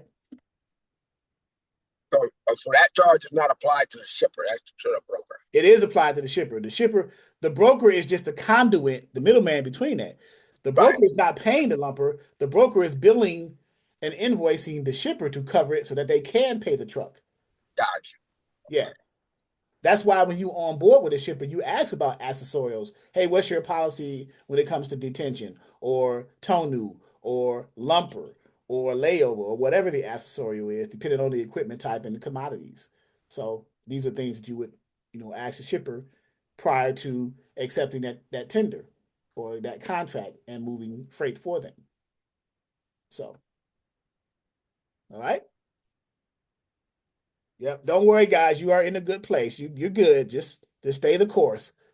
You are good. Trust me. Thanks, Charles. You're welcome, guys. I will see you guys. Let me share the screen because this is the Friday. This is the second week. So the fourth week, blah, blah, blah. Let's see here. Will be the 25th, that Tuesday, the 25th at 6 p.m. I will see you guys then.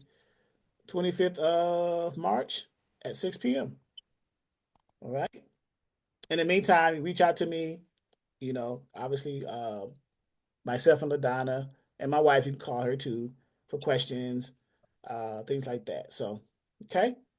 Have a great weekend, guys. I'll talk to you soon. Good night.